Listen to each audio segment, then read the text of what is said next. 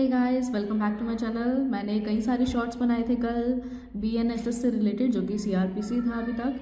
और आज मैंने चैप्टर 1 की वीडियो बनाई है। उसमें भी कई सारे 3-4 टॉपिक्स हैं जो मैंने इंक्लूड किए हैं, ठीक है, जिसमें कई सारे डेफिनेशंस भी हैं और उनमें से कई चीज़ आ जाती है। मैं आपको स्टार्टिंग में बता देती हूँ ताकि आपको पूरी वीडियो ना देखनी पड़े। उसकी वजह से कुछ इनमें चीज़ें हैं मैंने जो डाली हैं, जैसे कि कंप्लेंट की डिसमिसल, वारंट के बारे में, बेलेबल नॉन बेलेबल ऑफेंसेस क्या होते हैं, कॉग्निजिबल नॉन कॉग्निजिबल ऑफेंसेस क्या होते हैं, और कई सारी चीज़ें मैं आपको पहले ही क्लियर कर देती हूँ।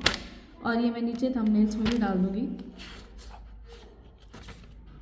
इन्वेस्टिगेशन के बारे में, पुलिस ऑफिसर क्या होता है, पुलिस रिपोर्ट क्या होती है, पब्लिक प्रोसिक्यूटर कौन होता है, एक्यूज्ड कौन होता है, विक्टिम कौन होता है, इंक्वायरी के बारे में, ट्रायल के बारे में, इन्वेस्टिगेशन के बारे में, ठीक है, चार्जेस एंड ऑफेंसेस के बारे में।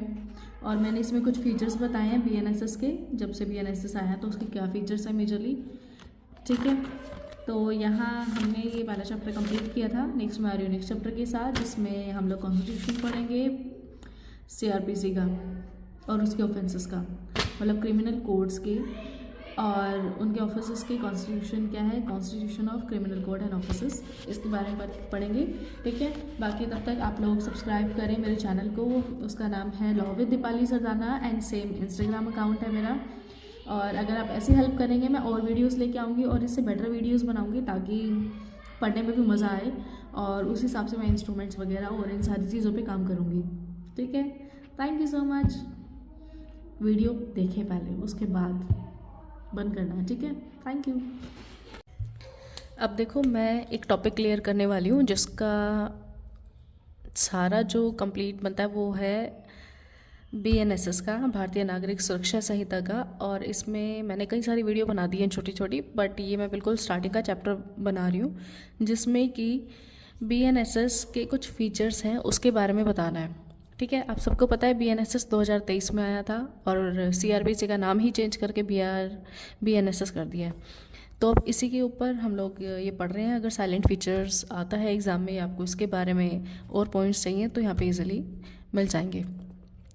अब हम फीचर्स की बात कर रहे हैं। यहाँ देखो, फर्स्ट पॉइंट, कई सारे फीचर्स थे बीएनएसएस में। पहला है specific timeline for investigation and trial. Investigation और ट्रायल के लिए पहला स्पेसिफिक टाइम लाइन निकाली गई फॉर इन्वेस्टिगेशन एंड ट्रायल, ठीक है। क्या हुआ कि जो ये बीएनएसएस है इसमें प्रिस्क्राइब किया गया है specific timeline for different aspect of investigation and trial in order to ensure speedy justice, ताकि जस्टिस जो है स्पीडी आए, ऑर्डर स्पीडी बने, ठीक है, फटाफट हो जाए, टाइम ना वेस्ट हो। तो उसके लिए ट्रायल और इन्वेस्टिगेशन इन सारे एस्पेक्ट्स में टाइमलाइंस निर्धारित कर दी गई है ताकि ये जल्दी हो, ठीक है। इसमें चेंजेस हुए हैं। अगला है एफआईआर रजिस्ट्रेशन। एफआईआर रजिस्ट्रेशन में इन्होंने बताया है कि ये 173 है ऑफ बीएनएसएस। यहाँ पे एफआईआर जो to be recorded, FIR to be recorded within 3 days for complaint submitted. जब भी कंप्लेंट सबमिट हो जाएगी तो उसके 3 दिन के अंदर एफआईआर प्रॉपरली रिकॉर्ड होनी चाहिए। एक फॉर्मल रिपोर्ट होती है ना, तो प्रॉपरली रिकॉर्ड होनी चाहिए थ्रू इलेक्ट्रॉनिक कम्युनिकेशन। स्पेशली अगर हम इलेक्ट्रॉनिक भी कर रहे हैं तो भी ठीक है, और अगर ऑफलाइन कर रहे हैं तो भी ठीक है। तो ये कई सारी चीज़ें चेंजेस हुई हैं, पर विद इन 3 days आपको ही करना होगा। कई बार हम लोग एफआईआर सबसे पहले करा लेते हैं इसकी जगह, कंप्लेंट की जगह, तो उसमें भी कोई दिक्कत नहीं है। हालांकि क्रिमिनल केस में ऐसा ही होता है, सबसे पहले आपको कंप्लेंट ही करनी पड़ती है मजिस्ट्रेट के पास, उसके बाद वो एफआईआर होती है पुलिस स्टेशन में। तो ये इनिशियल स्टेज है वैसे भी क्रिमिनल केस का, तो एफआईआर में भी ये चेंजेस किए गए हैं।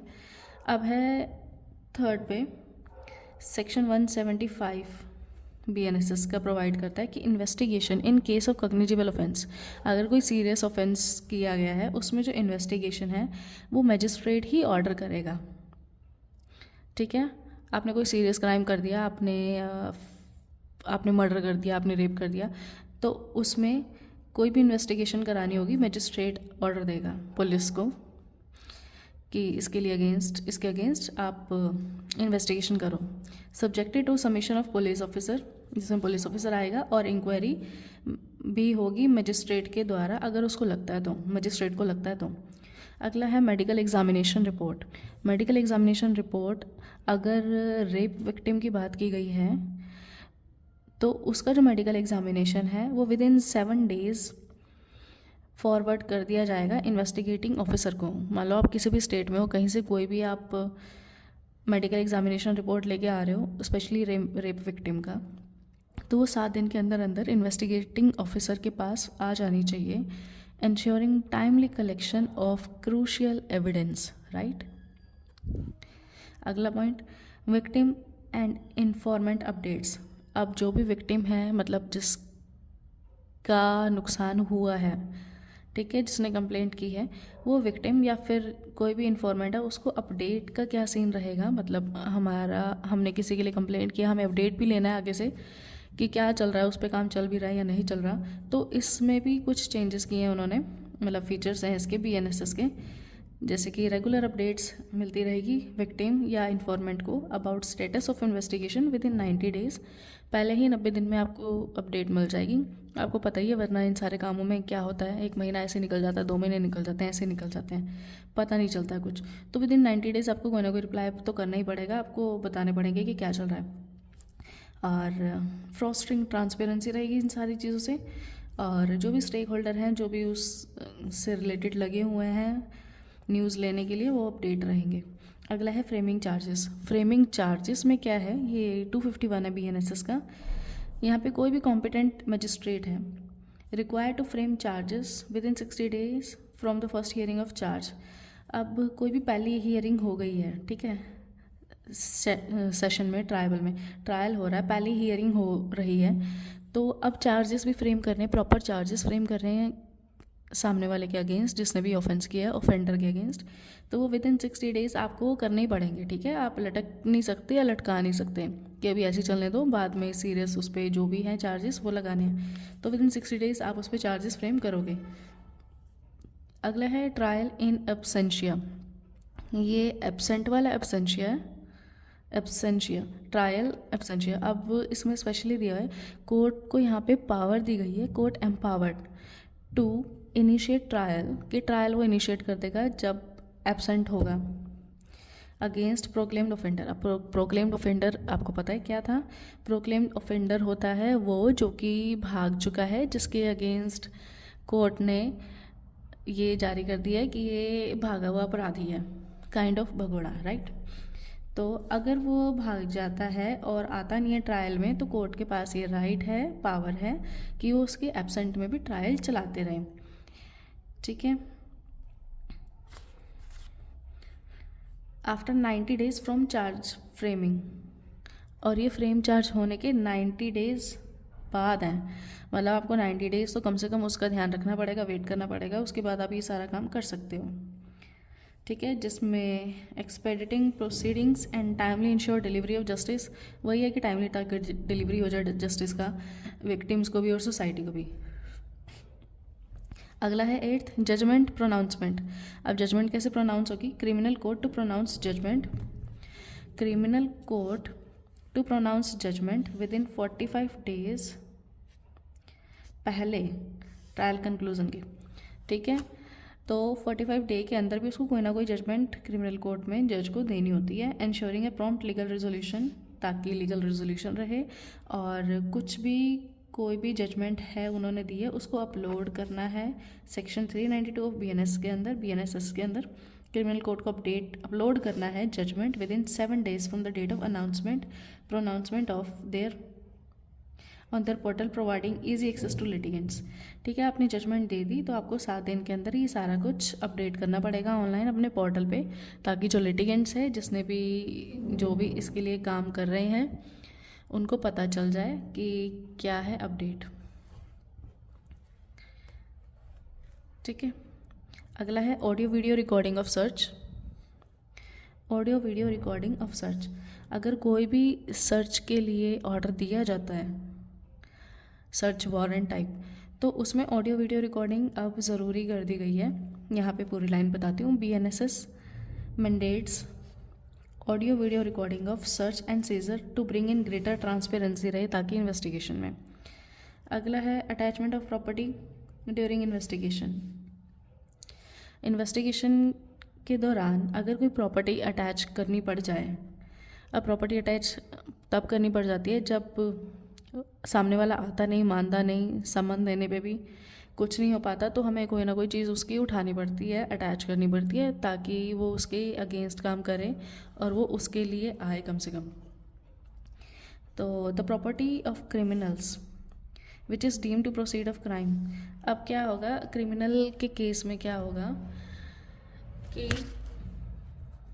क्रिमिनल के केस में कैसे होगा कि अगर प्रॉपर्टी उसकी अटैच कर दी गई है और क्राइम हो चुका है, तो उसकी प्रॉपर्टी को प्रोसीड कर दिया जाएगा, डिस्ट्रीब्यूट कर दिया जाएगा अमंग विक्टिम्स। अगर कुछ भी है, अगर वो नहीं आ रहा, भाग गया है, नहीं आ पा रहा जो भी सीन है उसका, तो वो विक्टिम्स में ही डिस्ट्रीब्यूट कर दिया जाएगा जो भी पीड़ित हैं, ठीक है। और this would not create greater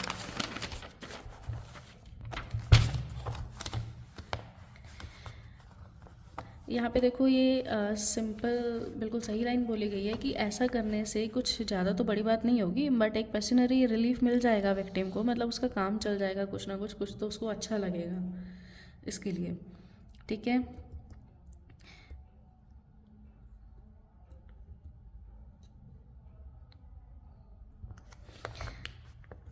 अगला है इसी में, in absentia trial of proclaimed offender. अगर कोई प्रोक्लेम्ड ऑफेंडर है और उसका एब्सेंशिया ट्रायल चल रहा है, मतलब उसके एब्सेंट पे ट्रायल चल रहा है, तो BNSS provide in absentia trial of proclaimed offenders. तो चल सकता है, ये बात हमने पहले ही की थी इससे पहले, ठीक है। अब अगला है, नाउ नो अपील शैल लाई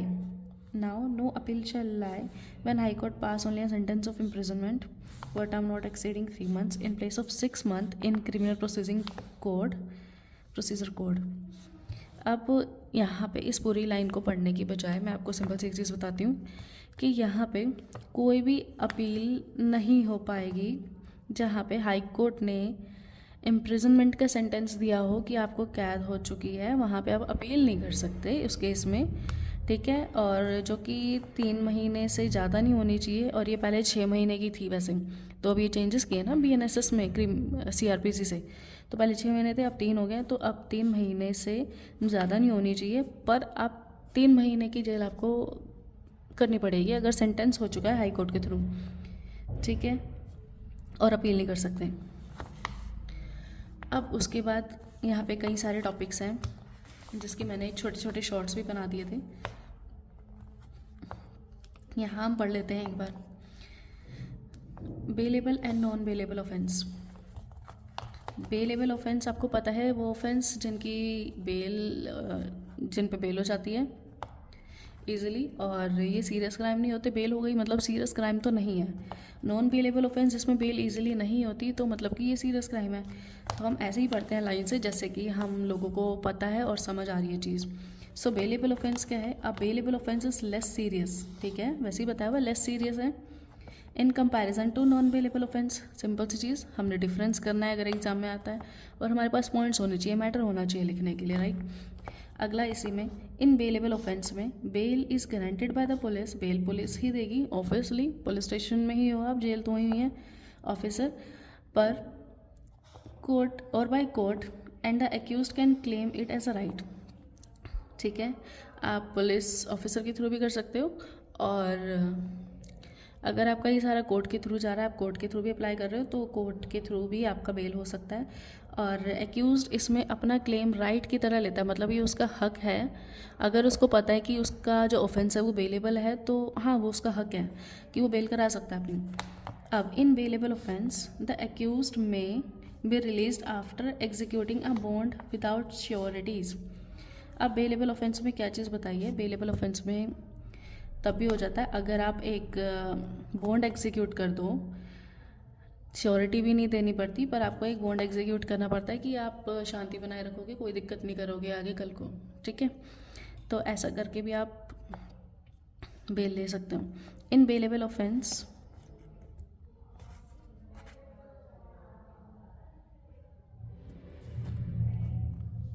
ये शायद आधा ही लिखा हुआ है इन्होंने, in bailable offence every person what. ठीक है। तो यहाँ पे कई सारी चीज़ें लिख सकते हो आप, एग्जांपल लिख सकते हो बेलेबल ऑफेंस में क्या क्या आ सकते हैं। तो यहाँ पे चीटिंग, मिसबिहेव, कुछ भी आ सकता है। ठीक है, अब नॉन बेलेबल ऑफेंस की बात करते हैं हम। नॉन बेलेबल ऑफेंस में क्या है, a non bailable offence is more serious, हाँ, in comparison to bailable offence. अगला, in case of non bailable offence bail cannot be claimed as a right. अब यहाँ पे हमने एज अ राइट बनाया था कि हम बेल ले सकते हैं, यहाँ पे एक राइट नहीं है कि आप बेल ले पाओगे, क्योंकि आपको पता है वो नॉन बेलेबल ऑफेंस आपने किया है, आपने सीरियस क्राइम किया है, तो आप हक थोड़ी समझोगे अपना कि आपने बेल लेनी है या आप ले लोगे, वो चीज़ है। तीसरे में है नॉन बेलेबल ऑफेंस में accuse cannot be release with sureties. अब यहाँ पे आप कोई बॉन्ड बना के या कोई किसी को श्योरिटी रख के बेल नहीं करा सकते अपनी, तो यहाँ सारा कुछ कोर्ट के थ्रू ही होगा वैसे भी। अगला, नॉन बेलेबल ऑफेंस होता है तो person under as of 16 year, अगर कोई सीरियस क्राइम हो जाता है और कोई पर्सन है 16 साल से अंदर का, 16 साल तक का, या वुमेन है और कोई बीमार है या फिर इन्फर्म है, may be release on bail, ये सारे लोग बेल पर रिलीज हो सकते हैं, even if the offence charge punishable with death और लाइफ इम्प्रिजनमेंट। इन सबको बेल मिल सकती है अगर जो ऑफेंस जो इन पे चार्ज हुआ है वो पनिशेबल हो डेथ और लाइफ इम्प्रिजनमेंट से। ठीक है, क्योंकि ऐसे लोग क्या उखाड़ेंगे दुनिया में वापस आके, ये तो वैसे ही रहेंगे। तो कई सारी सिचुएशन होती है असलियत में, तो जैसा कि हम पढ़ रहे हैं एग्जैक्ट ऐसा नहीं होता कि हाँ कर दिया, एक वीमेन है तो उसको कर दिया, बहुत सारी सिचुएशन देखी जाती है, सर्कमस्टांसेस होते हैं अलग अलग, कई सारी चीज़ें वेरीफाई की जाती है, देन बेल दी जाती है। ठीक है, अगला हम पढ़ने वाले हैं cognizable and non cognizable offence. आप मेरे को ज़रूर बताना कि आपको ये चीज़ें समझ आ रही हैं और क्या मैं ऐसे ही समझाने की कोशिश कर रही हूँ, मतलब it is good to make more videos like this और नॉट। अगला हम पढ़ रहे हैं cognizable non cognizable offence. Cognizable offence है जो कि सीरियस क्राइम वाले, और नॉन कॉग्निजेबल ऑफेंस है नॉन सीरियस क्राइम। ठीक है, ये याद रखने हैं और ये आप इसके अंदर भी लिख सकते हो कि भाई नॉन बेलेबल ऑफेंस है कॉग्निजेबल और बेलेबल ऑफेंस है नॉन कॉग्निजेबल। ठीक है, जिसमें बेल हो जाती है वो आपके सीरियस क्राइम नहीं है, जो सीरियस नहीं है उसका नाम है नॉन कॉग्निजेबल। ठीक है, नॉन सीरियस और सीरियस, कॉग्निजेबल इज सीरियस। अब इसमें पढ़े अगर हम, इससे रिलेटेड भी मैंने कई सारे शॉर्ट्स वीडियोस बनाए हुए ऑलरेडी। तो कॉग्निजेबल ऑफेंस के बारे में मैंने आपको बता दिया, आप उसमें खुद भी पॉइंट लगा सकते हो। तो सीधा पॉइंट्स पे ही चलते हैं हम इसके बाद।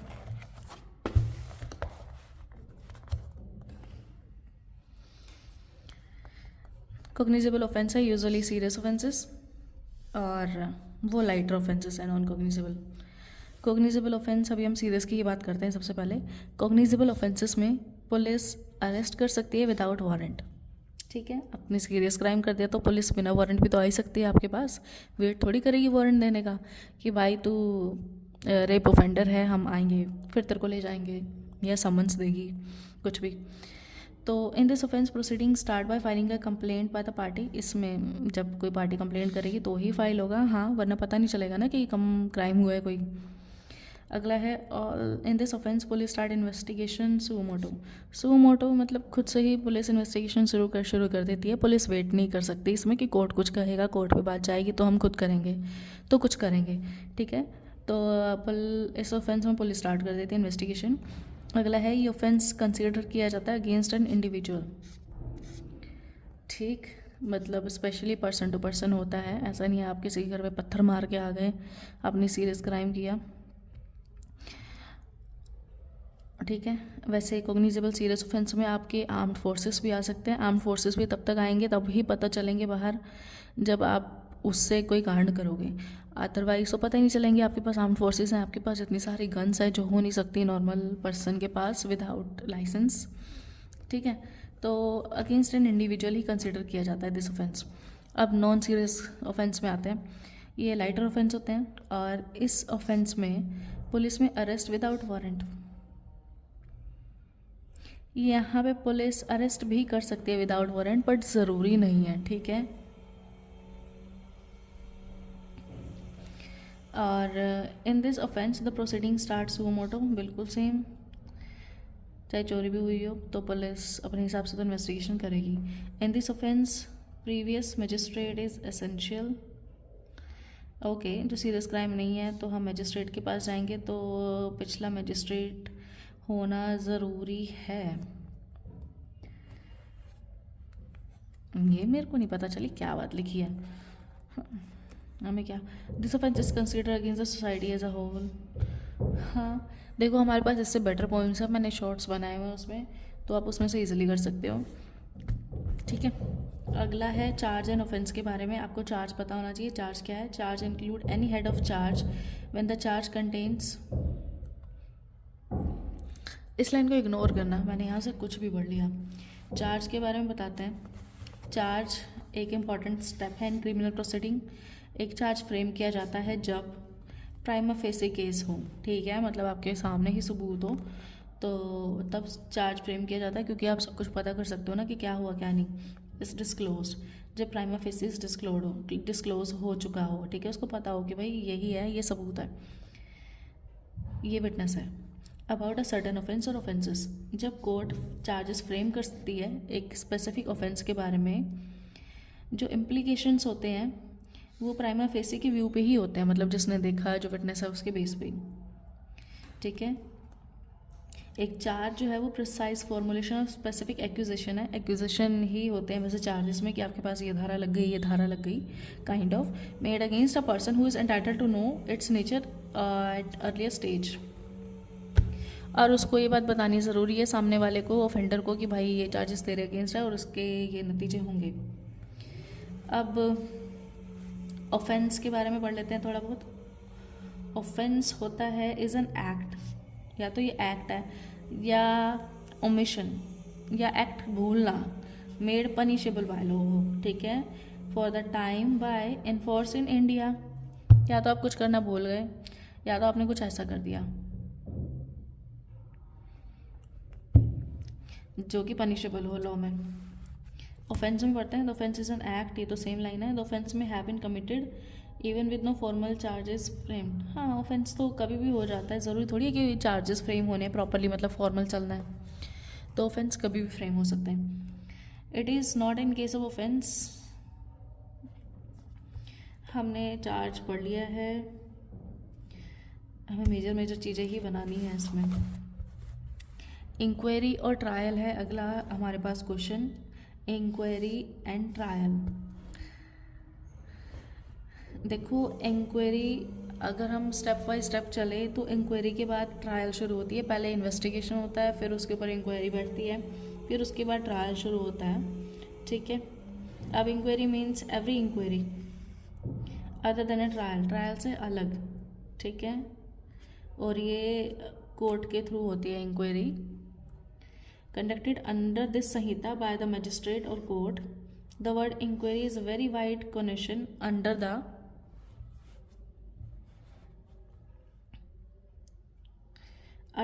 Sanhita includes every inquiry other than a trial. तो आप समझ गए, ये कोर्ट और मैजिस्ट्रेट ही इसके लिए ऑर्डर दे सकता है,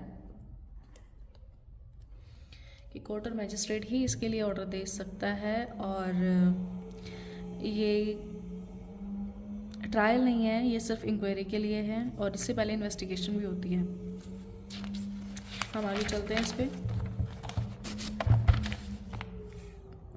ट्रायल,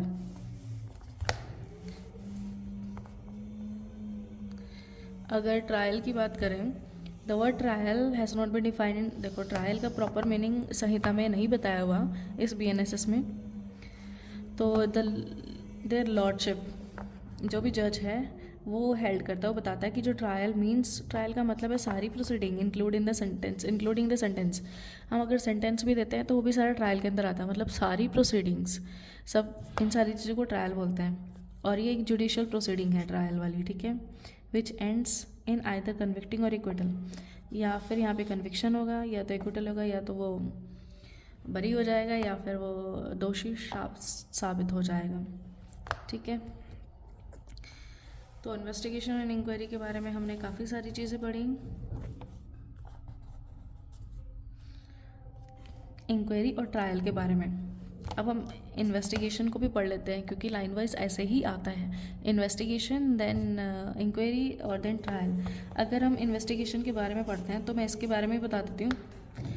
ये इन्वेस्टिगेशन में सारी प्रोसीडिंग्स आती हैं for the collection of evidence, ठीक है। एविडेंस कलेक्ट करने से रिलेटेड जो भी सारी प्रोसीडिंग होती है वो सारी इन्वेस्टिगेशन के अंदर आती है, conducted by the police officer और कोई भी person who is authorised by the magistrate on his behalf, जिसको भी मजिस्ट्रेट बोलता है उनके थ्रू कलेक्ट करना एविडेंसेस को is a part of investigation.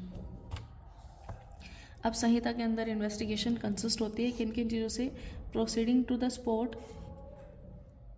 ठीक है, उसी स्पॉट पे ही प्रोसीडिंग कर देना जहाँ पे कोई क्राइम हुआ हो, ascertainment of facts and circumstances of the case, कोई भी फैक्ट या कोई भी सिचुएशन होती है उनको पता करना, discovery and arrest of the suspected offender, किसी पे डाउट हो तो उसको उस वक्त डिस्कवर करना या अरेस्ट करना, एविडेंस को कलेक्ट करना ऑफेंस से रिलेटेड,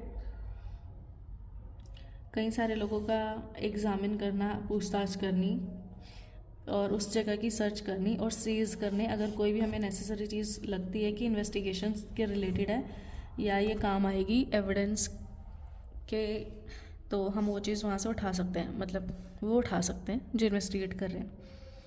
और वहाँ पे एक ओपिनियन भी बनाते हैं कि मटेरियल कलेक्ट हुआ है वो सारा कुछ, फिर उसके बाद हैंडओवर कर दिया जाता है मजिस्ट्रेट को ट्रायल के लिए ताकि आगे के अगले स्टेप्स लिए जाए, ठीक है। यहाँ पे हम इसको पॉज करते हैं एक बार, आपको ये सारी चीज़ें समझ आ गई हैं। देखो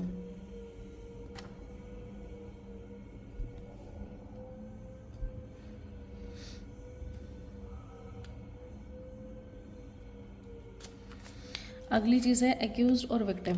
अब हम एक्यूज्ड और विक्टिम के बारे में भी पढ़ लेते हैं। एक्यूज्ड आपको पता है, एक्यूज्ड होता है जिसने ऑफेंस किया होता है और विक्टिम होता है उसके अगेंस्ट जिसके लिए ऑफेंस हुआ होता है। तो आप इसके पॉइंट को बना सकते हो एग्ज़ाम में, ठीक है। एक बार मैं रीड आउट कर देती हूँ ताकि एक बेसिक सी बुक की नॉलेज मिल जाए हमें। The term accused has not been defined. Term देखो, एक्यूज तो डिफाइन भी नहीं है BNSS में, बट इसका मतलब है एक person who is charge with a crime, जिस पे क्राइम चार्ज लगा हुआ हो। The accuse is a person whose name is given in the first information report, जिसका नाम FIR में हो और कंप्लेंट में भी हो जो कि मजिस्ट्रेट के पास कराई गई थी, जो कि क्राइम में इन्वॉल्व है, ठीक है। ये वही है जिसके अगेंस्ट एलिगेशंस लगे हुए हैं, ठीक है। अ पर्सन हु इज़ इंटेरोगेटेड, जो कि जिससे क्वेश्चन आंसर किए जा चुके हैं या करने हैं, जिसको कस्टडी में लेके जाया जाएगा on the basis of evidences against him कि उसने क्राइम कमिट किया है मजिस्ट्रेट के पास या क्रिमिनल कोर्ट के पास।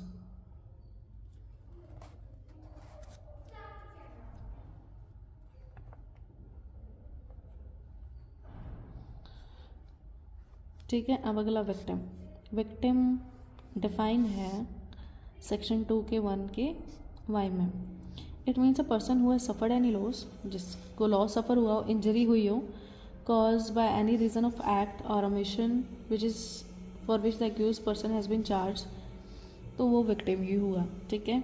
हम आगे चलते हैं एक बार, और डेफिनेशंस है इसमें, जैसे कि पुलिस रिपोर्ट और पब्लिक प्रोसिक्यूटर। पुलिस रिपोर्ट ही हुई जो पुलिस बना रही है, और पब्लिक प्रोसिक्यूटर होता है सरकारी वकील, ठीक है। पुलिस रिपोर्ट के बारे में पढ़ते हैं, ये भी सेक्शन 2 के फर्स्ट के टी में दिया गया है। Police report means a report forwarded bye the police, जो पुलिस ने रिपोर्ट फॉरवर्ड की गई हो मजिस्ट्रेट को, जिसमें क्या क्या चीज़ें होती हैं। पार्टी का नाम, पुलिस रिपोर्ट के अंदर पार्टी का नाम होता है, और नेचर का इन्फॉर्मेशन होती है नेचर की, कि भाई किसके बेस पे क्या किया है, जैसे हेडिंग होती है ना कि थेफ्ट किया है या मर्डर है, ये सब। तो name of person acquainted with the circumstances, उस जगह पे और कौन कौन पर्सन है जो साथ लगते हैं उस सिचुएशन में, और कोई whether any offence appeared to have been committed, या कोई और ऑफेंस लग रहा हो कि कमिट हुआ हो, या फिर whether the accuse has been arrested, या एक्यूज को अरेस्ट कर लिया गया हो, या उसको छोड़ दिया गया हो या बेल हो गई हो, ये सारा कुछ उसमें मेंशन होता है पुलिस की रिपोर्ट में। या फिर उसे कन्विक्टेड कर दिया गया हो, मतलब दोषी ठहरा दिया गया हो, ये सारी चीज़ें मेंशन होती हैं। पब्लिक प्रोसिक्यूटर के बारे में पढ़ते हैं। Public prosecutor means any person appointed under section 18, मतलब सेक्शन 18 के थ्रू अपॉइंट किया गया पर्सन पब्लिक प्रोसिक्यूटर होता है। और include any person acting under the direction of a public prosecutor, जो भी पब्लिक प्रोसिक्यूटर के अंडर या फिर उसका काम कर रहा है वो पब्लिक प्रोसिक्यूटर है सेक्शन 18 के अकॉर्डिंग। पब्लिक प्रोसिक्यूटर में भी treated as an officer of the court, ठीक है, as an officer of the court. He has to act on behalf of the state, वो स्टेट के बिहाफ पे एक्ट करता है। और ज़्यादा डिटेल चाहिए तो सेक्शन 18 ऑफ द संहिता इस सारे प्रोविज़न को बताता है कि क्या है पब्लिक प्रोसिक्यूटर, राइट। अब देखो अगला क्वेश्चन यहाँ पे हमारे पास क्या आ रहा है कि कंप्लेंट क्या है, what do you mean by complaint, और कंप्लेंट के एसेंशियल्स, कंप्लेंट में क्या क्या चीज़ें होनी चाहिए, और प्रोसीजर क्या है कि magistrate shall follow a complaint is made to him. अब यहाँ मैं देखो एक कितनी सही बात बताने वाली हूँ। जब भी कोई क्राइम होता है स्पेशली क्रिमिनल वाला, तो किसी पर्सन को क्या करना चाहिए, सबसे पहले जो कंप्लेंट है वो मैजिस्ट्रेट के पास करनी चाहिए। और मैजिस्ट्रेट के पास एक बार कंप्लेंट कर दी तो उसमें सारा कुछ मेंशन होता है, फिर मैजिस्ट्रेट आगे उसको वेरीफाई करके ऑर्डर देता है उस पर इन्वेस्टिगेशन करने के लिए। तो अब उसमें क्या क्या चीज़ ज़रूरी है कंप्लेंट में, और क्या प्रोसीजर है कि जब कंप्लेंट हो गई तो मैजिस्ट्रेट फॉलो करेगा उस कंप्लेंट को जो उसके पास हुई है, ठीक है। और यही क्वेश्चन है और सिंपल सा ही है, मतलब अभी तक जो हमने पढ़ा उसके अकॉर्डिंग हमारा खुद का भी अगला क्वेश्चन ही होगा, ठीक है, कि कंप्लेंट को कैसे सॉल्व करेगा और क्या क्या चीज़ें कंप्लेंट के अंदर होनी चाहिए अगर हमें कंप्लेंट करनी है, क्योंकि हमें भी पता होना चाहिए ये और नॉर्मल व्यक्ति को भी पता होना चाहिए।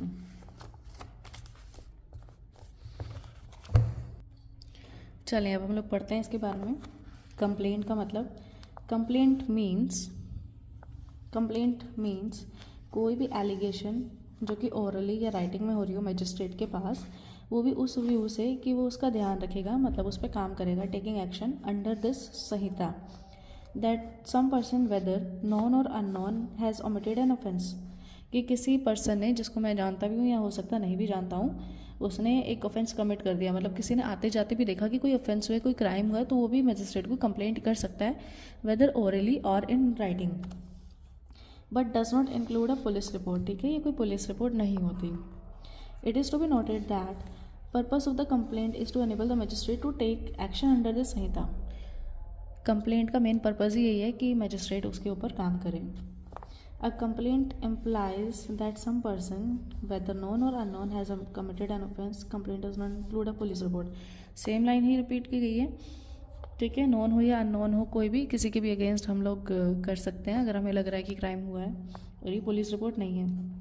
इसी की explanation, a report made by the police officer in case which discloses after investigation the commission of non-cognizable offense shall be deemed to be a complaint. अब इसी की एक्सप्लेनेशन इन्होंने बताई है।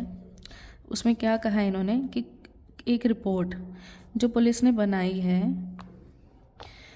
वो डिस्क्लोज हो गई है इन्वेस्टिगेशन के बाद, ठीक है, और वो नॉन कॉग्निजेबल ऑफेंस था, मतलब नॉन सीरियस क्राइम था, और इनके लिए भी कंप्लेंट ही होती है। मतलब अगर कोई नॉन सीरियस क्राइम हो और पुलिस ऑफिसर ने कोई रिपोर्ट बना दी, मतलब अगर उनसे वो चीज़ हो चुकी है, बाहर डिस्क्लोज हो चुकी है, ये भी एक क्राइम है, ऐसी चीज़ भी आप अप्लाई कर सकते हो मजिस्ट्रेट के पास कि ये क्राइम हो चुका है। द पुलिस ऑफिसर में whom such report is made shall be deemed to be a complainant.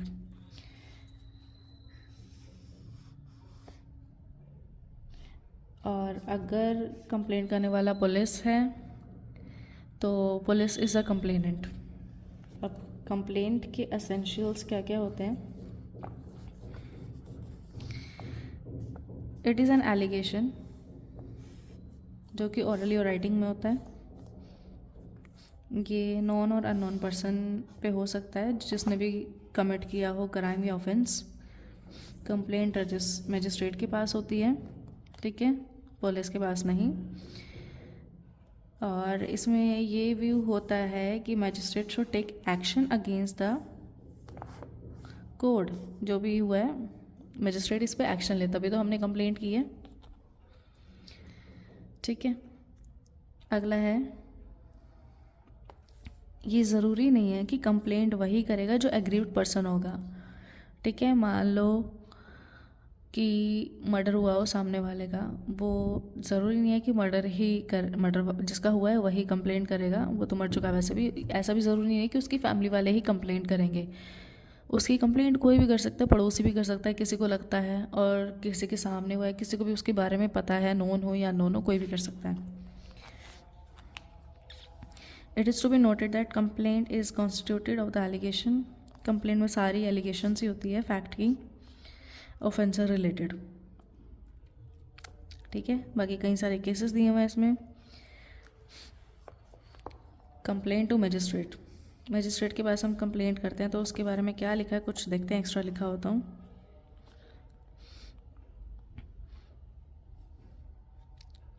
ये प्रिलिमिनरी प्रोसीजर है, नॉर्मल सी बात है। Which a magistrate shall follow on receive a complaint. एक बार कंप्लेंट रिसीव हो गई तो उस पर काम करना शुरू कर देना चाहिए। और इसमें ऑब्लिगेटरी है to examine the complainant and witness and the summary dismissal without examining them is not legal. इसमें क्या बताया है कि it is obligated to examine, ये ज़रूरी है एग्जामाइन करना है कंप्लेनेंट को जिसने कंप्लेंट किया और विटनेस को।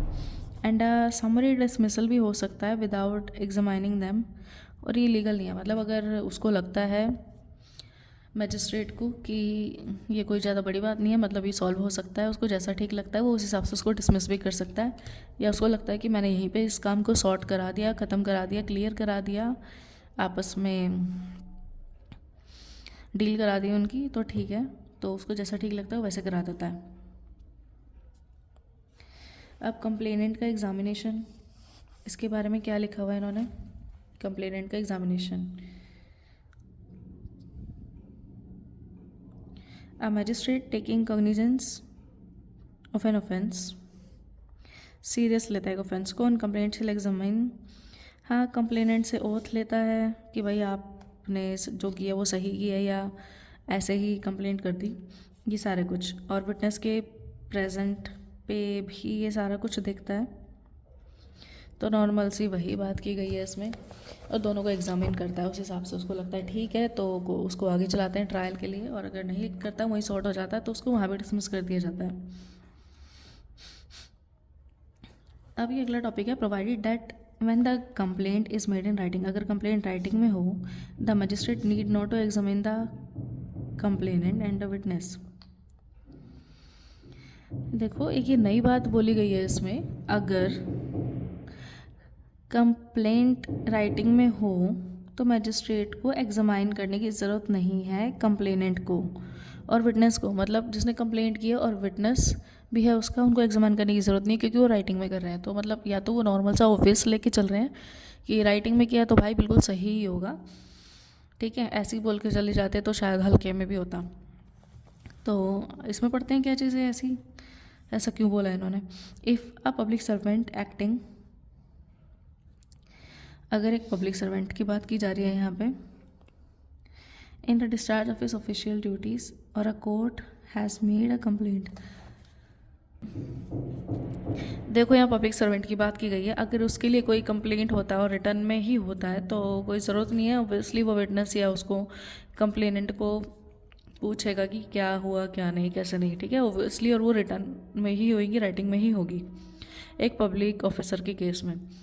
अगला है, अगर if the magistrate makes over the case for inquiry और trial to other magistrate. Okay, यहाँ पे भी ज़रूरत तब नहीं है कि जब ये अपने वाला मजिस्ट्रेट जिस पे हम लोगों ने कंप्लेंट की थी इंक्वायरी के लिए और ट्रायल के लिए, ये दूसरे मजिस्ट्रेट को बोल देता है करने के लिए, तो सारी ड्यूटीज़ फिर अगले वाले की हो जाएगी, तो यहाँ पे भी इसका काम ख़त्म हो जाता है, मतलब ये फिर कोई पूछताछ नहीं करता। तो ये तो नॉर्मल सी बात की गई है, हमें तो ऐसे ही डरा दिया इसने।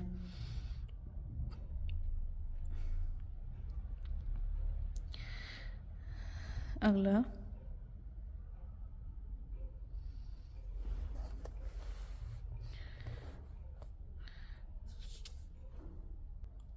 देखो, यहाँ से दूसरा चैप्टर शुरू होने वाला है, और इससे पहले मैं ये पहला ख़त्म कर दूँ फटाफट। यहाँ पे सिर्फ अपने पास 2 क्वेश्चंस रह गए हैं। अब इसी में एक और चीज़ है, dismissal of a complaint. Complaint कब डिसमिस हो जाती है हमें पता है, अगर हमें मजिस्ट्रेट को लगता है कि कोई ग्राउंड नहीं है इसके, जो भी उसने कंप्लेंट की है, और दोनों से जब पूछताछ करता है कंप्लेनेंट या विटनेस से, उसको कुछ नहीं मिलता मजिस्ट्रेट को, तो वो डिसमिस कर देता है। अब यहाँ पढ़ के देखते हैं कि इसमें भी क्या यही बात लिखी है या कुछ हो रहा है। After considering the statement on oath, शपथ पे दोनों की स्टेटमेंट करा के कंसीडर करता है ऑफ द कंप्लेनेंट और विटनेस की, and the result of the inquiry और इन्वेस्टिगेशन, अगर कोई भी इंक्वायरी और इन्वेस्टिगेशन होती है, अगर कोई भी हुई है, द मजिस्ट्रेट का ये ओपिनियन होता है अगर that there is no sufficient ground और फॉर प्रोसीडिंग, कि आगे चलने के लिए कोई सफिशेंट ग्राउंड ही नहीं है इस केस में, तो वो डिसमिस कर सकता है कंप्लेंट को। He shall dismiss the complaint and in every such case he shall briefly record his reason for doing so. और वो इसके लिए एक ब्रीफली रीज़न लिख सकता है कि भाई ये केस ऐसे ख़त्म हो गया, उनको भी अपना क्लोजिंग करना ही होता है केस का, तो रीज़न लिख के क्लोज कर सकता है। ठीक है, अब इशू ऑफ प्रोसेस कैसे है इसमें देखते हैं, क्या इससे रिलेटेड कोई बात की गई है। If in the opinion of a magistrate taking cognizance of an offence there is sufficient ground for proceeding and case appears to be, अगर कोई सीरियस क्राइम होता है तो सफिशेंट ग्राउंड होते हैं प्रोसीडिंग के, जैसे कि a summon case, he shall issue his summon for attendance of the accused, जिसने भी ऑफेंस किया है उसके लिए समन भिजवाना, अ वारंट केस करवाना, he may issue a warrant if think fit, अगर उसको ठीक लगता है तो समन भी भिजवा देता है, और नो समन्स और warrant shall be issued against a accused until a list of the prosecution witness has been filed। कोई भी समन और वारंट तब तक इशू नहीं कर सकता मैजिस्ट्रेट जब तक प्रोसिक्यूशन का विटनेस फाइल नहीं हो जाता, कि क्या क्या और सबूत है, मतलब सारा कुछ पहले प्रॉपर लिस्ट बना लो, उसके बाद उसको समन भेजो। ठीक है, बीच में नहीं, एक मिला तो एक को भेज दिया, मोस्टली आपको सबके ही बनाने पड़ते हैं, और लास्ट में अगर आपको लगता है कि कुछ चाहिए होता है तो आप एडिशनल लोगों को भी भेज सकते हो समन। ठीक है, बट स्टार्टिंग में आपको ऐसे ही करना पड़ता है, मेजरली आपको पहले लिस्ट बना लो फिर ही भेजो। अब in the proceeding instituted upon a complaint made in writing, अब जो प्रोसीडिंग्स स्टार्ट हुई है कंप्लेंट में जो कि राइटिंग में थी, तो एवरी समन और warrant issued shall be complaint by a copy of such complaint, कोई भी वारंट या समन दिया जाएगा उसकी एक कॉपी ज़रूर होनी चाहिए। ठीक है,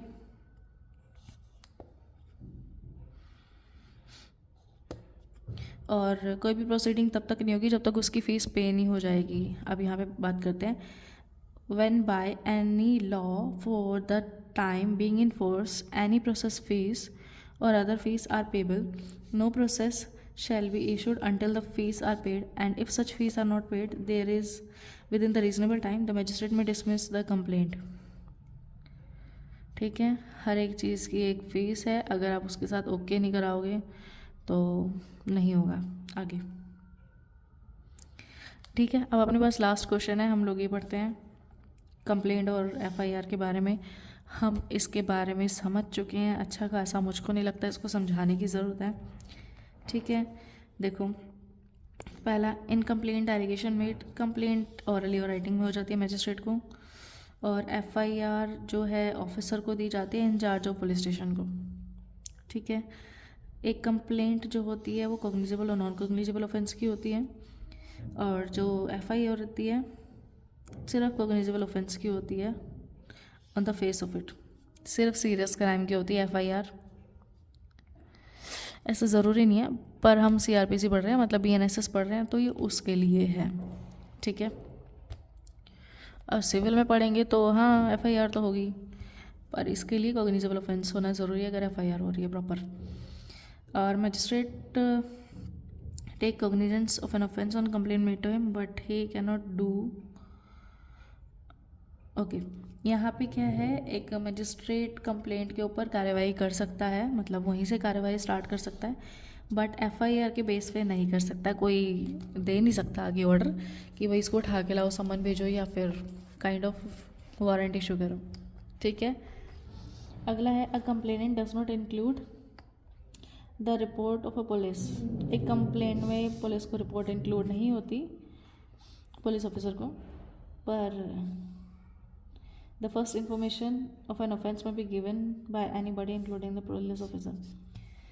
हाँ, देखो जो पहली इन्फॉर्मेशन कोई भी दे रहा है, कोई भी आ रहा है कंप्लेंट लिखाने, वो पुलिस ऑफिसर भी हो सकता है, पर कंप्लेंट का मतलब ये नहीं है कि आपने पुलिस ऑफिसर को कंप्लेंट की है, ठीक है, उसको रिपोर्ट किया, वो कंप्लेंट नहीं है। कंप्लेंट सिर्फ मजिस्ट्रेट को ही होगी और पुलिस उसके बाद एफआईआर बनाएगा, उस पर रिपोर्ट बनाएगा। तो यहाँ ये हमारी बेसिक सी चीज़ें ख़त्म हो जाती हैं जिसमें हमने पढ़ा,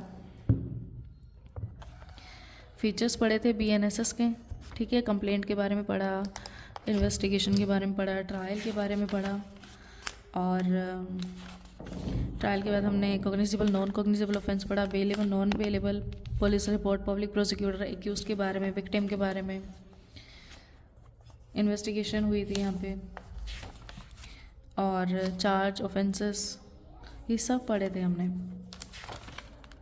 यहाँ से शुरू किया था हमने फीचर्स बीएनएसएस के, ठीक है, और इसके बाद हम लोग करेंगे सेकंड चैप्टर शुरू। पर आते हैं हमारी नेक्स्ट वीडियो में। ये वीडियो ऑलरेडी 45 मिनट्स की हो चुकी है, तो अब हम आगे पढ़ेंगे constitution of criminal codes and offences. Constitution क्या है क्रिमिनल कोड्स के और उसके ऑफेंसेस के। Okay, bye.